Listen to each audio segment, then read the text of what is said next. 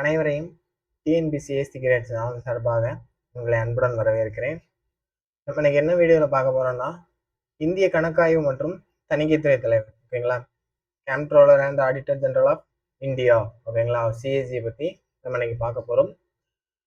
So இவர் அரசியலமைப்பு சட்டத்தில் எத்தனாவது ஆர்டிகிள் இருந்து எத்தனாவது ஆர்டிகிள் வரைக்கும் இவரை சொல்லியிருக்கிறாங்க, இவரோட பதவி உரிமைகள் என்ன, இவரோட சிறப்பு சலுகைகள் என்ன அப்படின்னு சொல்லிட்டு நம்ம இன்னைக்கு ஒவ்வொன்றா பார்த்துடலாம் ஓகேங்களா.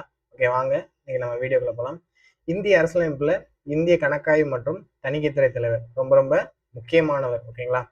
ஸோ இவரோட ஆர்டிகல், சிஏஜிக்கான ஆர்டிகல் என்னன்னு பார்த்தீங்கன்னா 148 இருந்து 151 வரைக்கும் ஓகேங்களா, பகுதி 5ல் இருக்கும் ஓகேங்களா.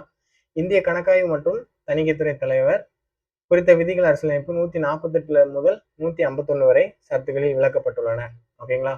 ஸோ ஃபர்ஸ்ட் 148வது சரத்து என்னன்னா, இந்திய கணக்காய்வு மற்றும் தணிக்கைத்துறை தலைவரின் நியமனம் மற்றும் பதவி நிலையை தீர்மானிக்கிறது ஓகேங்களா. இவரோட நியமனம் பற்றி 148 தான் சொல்லுது. நெக்ஸ்ட் சரத்து 149 என்னன்னா, ஆர்டிகல் தலைமை கணக்கு மற்றும் தணிக்கையாளரின் கடமைகள் மற்றும் அதிகாரங்களை விளக்குகிறது. இவரோட கடமைகள் மற்றும் அதிகாரங்களை எந்த ஆர்டிகல் விளக்குதுன்னா, ஆர்டிகல் 149 ஓகேங்களா. நெக்ஸ்ட் 150 என்னன்னா, மத்திய மற்றும் மாநிலங்களின் கணக்குகள் பராமரிக்கப்பட வேண்டிய படிவம் குறித்து கூறுகிறது ஓகேங்களா. இவரோட படிவம் பற்றி 150 சொல்லுது.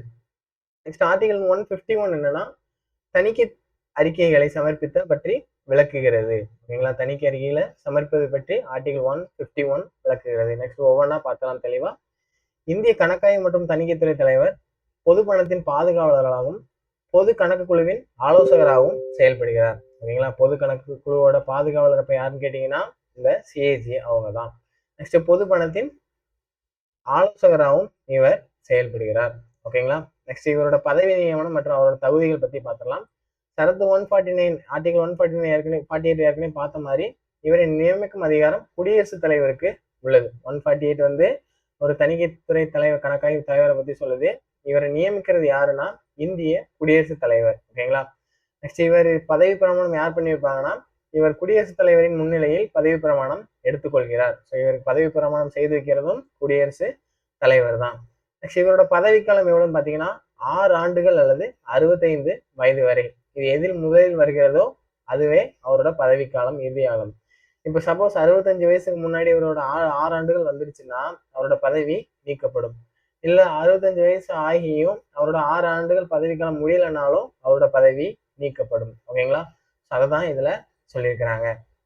நெக்ஸ்ட் பதவி நீக்கம் பற்றி இதுல என்ன சொல்லியிருக்காங்கன்னா, இவரை பதவி நீக்கம் செய்ய வேண்டுமானால் உச்சநீதிமன்ற நீதிபதியை பதவி நீக்கம் செய்யும் அதே முறையை பின்பற்ற வேண்டும் ஓகேங்களா. நாடாளுமன்ற தீர்மானத்தின் மூலம் தான் இவரை பதவி நீக்கம் பண்ண முடியும் அப்படின்னு சொல்லிட்டு சொல்லியிருக்கிறாங்க.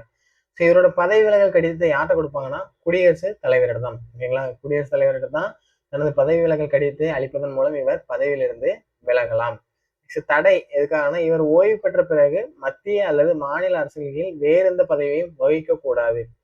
ஒரு டைம் வந்து சிஏஜியா பதவி வகித்துட்டாருன்னா நெக்ஸ்ட் வேற எந்த பதவிகளையுமே இவர் வகிக்க கூடாது ஓகேங்களா. இது ஒரு முக்கியமான தடை ஓகேங்களா. நெக்ஸ்ட் ஊதியம் மற்றும் படிகள். இவரோட ஊதியம் மற்றும் படிகள் என்னன்னா, இவர் ஊதியம் மற்றும் பணிக்கால நிபந்தனைகள் நாடாளுமன்றம் தீர்மானிக்கிறது. இவருக்கு எவ்வளவு அமௌண்ட் பேமெண்ட், சேலரி எவ்வளோ, இது எல்லாமே நாடாளுமன்றம் தான் தீர்மானிக்கும். நெக்ஸ்ட் இவரது ஊதியம் இந்திய திரட்டு நிதியிலிருந்து வழங்கப்படுகிறது. இவரோட ஊதியம் எதிலிருந்து கொடுக்குறாங்கன்னா இந்திய திரட்டு நிதியிலிருந்து கொடுக்குறாங்க. இவர் உச்ச நீதிமன்ற நீதிபதிக்கு இணையான ஊதியத்தை பெறுகிறார் ஓகேங்களா. ஒரு சீஃப் ஜஸ்டிஸ் அவருக்கு எவ்வளவு சேலரியோ அதே சேலரி தான் கிட்டத்தட்ட ஈக்குவலா இவரும் பெறுறாரு. நெக்ஸ்ட் இவரது பதவிக்காலம் ஊதியம் மற்றும் பணிகள் குறைக்க முடியாது ஓகேங்களா. நெக்ஸ்ட் இவர் ஊதிய விவரங்கள் அரசியலமைப்பின் 2வது அட்டவணையில் குறிப்பிடப்பட்டுள்ளது ஓகேங்களா. நம்ம அரசியலமைப்புல கான்ஸ்டியூஷன்ல 2nd அட்டவணையில 2nd ஷெட்யூல்ல இவரோட ஊதியம் மற்றும் பதவி விவரங்களை பத்தி சொல்லியிருக்கிறாங்க. நெக்ஸ்ட் சிஏஜின் கடமைகள் மற்றும் அதிகாரங்கள் என்னன்னு 149ல ஏற்கனவே சொல்லியிருந்தோம். அது என்னன்னு பார்த்துடலாம். இந்திய திரட்டு நிதியிலிருந்து செலவிடப்படும் அனைத்து செலவுகளையும் தணிக்கை செய்வது இவரது பிரதான பணியாகும் ஓகேங்களா. இந்திய திரட்டு நிதியிலிருந்து எந்த ஒரு செலவா இருந்தாலும் அதை தணிக்கை செய்யறதே இவரோட பிரதான பணி ஓகேங்களா. முக்கிய பணி அதுதான் இவரோடது.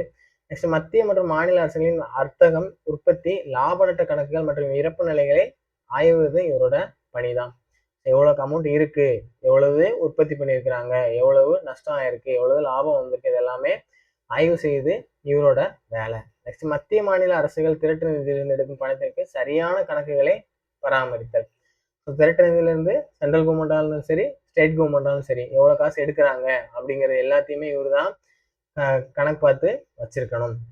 நெக்ஸ்ட் கணக்காயர் மற்றும் தணிக்கையாளர் ஆகிய இரு நிலைகளிலும் மத்திய மாநில அரசுகளின் நிதி விவரங்களை கண்காணிக்கிறார். ஓகேங்களா, இந்த 2 ஆடிட்டர் மற்றும் அக்கௌண்டன்ட், இந்த 2 பொறுப்புல இருந்து இவர் வந்து மத்திய மற்றும் மாநில அரசுகளின் நிதி விவகாரங்களை இவர் தான் கண்காணிக்கிறாரு. எவ்வளவு போகுது, எவ்வளவு வருதுங்கிறது கண்காணிக்கிறது எல்லாமே இவர் தான்.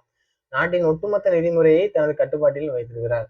நாட்டுல ஒட்டுமொத்த பினான்சியல் இதையுமே யார் கட்டுப்பாட்டில் வச்சிருக்காங்கன்னா இந்த சிஏஜி அவங்க தான் கட்டுப்பாட்டில் வச்சிருக்கிறாங்க.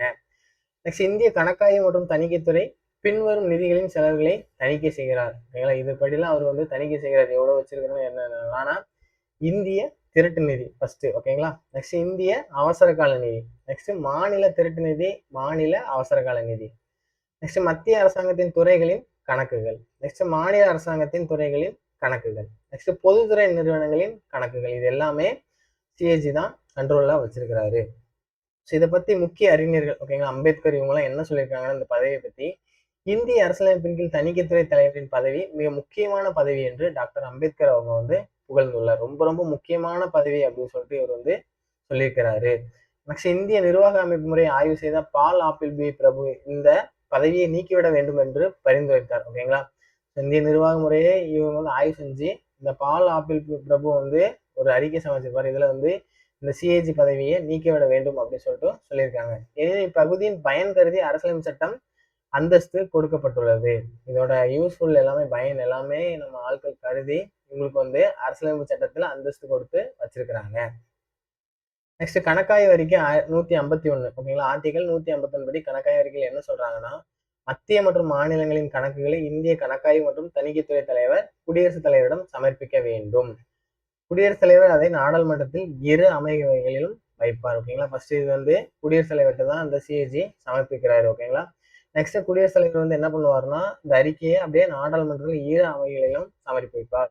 நெக்ஸ்ட் மத்திய அரசு தொடர்பான கணக்குகளை இந்திய கணக்காய்வு மற்றும் தணிக்கைத்துறை தலைவர் குடியரசுத் தலைவரிடம் சமர்ப்பிப்பார். ஓகேங்களா, மத்திய தொடர்பான கணக்குகள், ஓகேங்களா, சென்ட்ரல் கவர்மெண்ட் பத்தி எந்த ஒரு கணக்கா இருந்தாலும் அதை வந்து குடியரசுத் தலைவர்கிட்ட இவரு சமர்ப்பிப்பார். அதை வந்து நாடாளுமன்றத்துல சமர்ப்பிப்பார். நெக்ஸ்ட் மாநில அரசு தொடர்பான கணக்குகளை அதே மாதிரி சிஏஜி கிட்ட தான் சமர்ப்பிப்பார். அந்த சிஏஜி வந்து என்ன பண்ணுவாங்கன்னா குடியரசுத் தலைவர்கிட்ட சமர்ப்பிக்க மாட்டாரு, ஆளுநரிடம் சமர்ப்பிப்பார். நெக்ஸ்ட் அதனை வந்து மாநில சட்டமன்றத்துல ஆளுநர், கவர்னர் வந்து சமைப்பாரு. நெக்ஸ்ட் இந்திய கணக்காய்வு மற்றும் தணிக்கைத்துறை தலைவர் தனது அறிக்கையை சமர்ப்பிப்பது பற்றி கேள்விகளுக்கு நாடாளுமன்றத்துக்கு மட்டுமே பதிலளிக்க கடமைப்பட்டவர். ஓகேங்களா, நாடாளுமன்றம் மட்டும் அது கேள்வி கேட்டுச்சுன்னா அவர் ஆன்சர் பண்ணா வேற யாரு கேட்டாலும் அங்க வந்து பதிலளிக்க வேண்டிய கட்டாயம் வந்து அவருக்கு கிடையாது. ஸோ அதை தான் இதுல சொல்லியிருக்கிறாங்க. நெக்ஸ்ட் இது வரைக்கும் இந்திய கணக்காய்வு மற்றும் தணிக்கைத்துறை தலைவராக இருந்தவங்களோட வரிசையை வந்து நம்ம பார்த்துடலாம். ஸோ ஃபர்ஸ்ட் சிஏஜி யாருன்னு பார்த்தீங்கன்னா நரஹரி ராவ். ஓகேங்களா, இவர் தான் இந்தியாவோட ஃபர்ஸ்ட் சிஏஜி. இப்போ 1948 இருந்து 54 வரைக்கும். நெக்ஸ்ட் யாரெல்லாம் இருந்திருப்பாங்கன்னா சந்தா, அவங்களுக்கு அப்புறம் ராய், அவங்களுக்கு அப்புறம் ரங்கநாதன், அப்புறம் பக்ஷி, அப்புறம் Gyan Prakash, next Chaturvedi, next Somaiya, next Shunglu, அதுக்கப்புறம் யார் வருவாங்கன்னா கவுல், அப்படி வினோத் ராய், நெக்ஸ்ட் சசிகாந்த் சர்மா, அதுக்கப்புறம் ராஜீவ் மெகரிஷி, அதுக்கப்புறம் முர்மு. ஓகேங்களா, இவங்க 2020 இருந்து பதவி ஏற்றுக்கிறாங்க. ஸோ இப்போ இவங்க தான் இருக்காங்கன்னு கேட்டாங்கன்னா இப்போ இவங்க இல்லை. இப்போ யார் இருக்காங்கன்னா சஞ்சய் மூர்த்தி அவங்க தான் இருக்கிறாங்க. இப்ப யார் இருக்காங்கன்னா சஞ்சய் மூர்த்தி. ஓகேங்களா, இவங்க தான் இப்போ பதவியில இருக்கிறாங்க.